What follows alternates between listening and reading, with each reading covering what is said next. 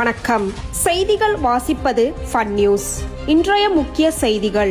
2050ஆம் ஆண்டு கால்பந்து உலகில் புதிய சாதனை. செவ்வாய் கிரகத்தில் நடைபெற்ற மாஸ் ஃபுட்பால் லீகில் 65 வயதான ரொனால்டோ இன்று தனது பேரனுடன் ஒரே அணியில் விளையாட உள்ளார். இதுதான் தன்னுடைய கடைசி சீசன் என்று 2026இல் கூறிய ரொனால்டோ இன்று 25வது முறையாக அதையே மீண்டும் தெரிவித்துள்ளார். ட்ரம்ப் மற்றும் ஏலியன்கள் இணைந்து புதிய அரசியல் கட்சி தொடங்க உள்ளனர். முதல் கூட்டத்திலேயே எந்த கிரகத்தில் தேர்தல் நடத்துவது என்பது குறித்து கடும் வாக்குவாதம் ஏற்பட்டுள்ளது. சென்னையில் டிராபிக்கை தவிர்க்க மக்கள் ஹெலிகாப்டரில் ஆபீஸ் செல்ல ஆரம்பித்ததால் தற்போது ஹெலிகாப்டர் டிராபிக் ஜாம் அதிகரித்துள்ளது. ஏஐ ரோபோக்கள் மத்தியில் டிவோர்ஸ் எண்ணிக்கை அதிகரித்துள்ளதால் ரோபோட் ஃபேமிலி வெல்ஃபேர் போர்டு என்ற புதிய அமைப்பு தொடங்கப்பட்டுள்ளது. உணவு டெலிவரி வேகத்தை அதிகரிக்க ட்ரோன் டெலிவரிக்கு பதிலாக தற்போது டெலிபோர்ட் டெலிவரி அறிமுகப்படுத்தப்பட்டுள்ளது.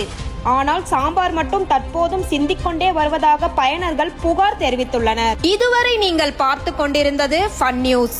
உண்மை செய்திகளுக்கு தயவு செய்து வேறு சேனலை அணுகவும். நன்றி, வணக்கம்.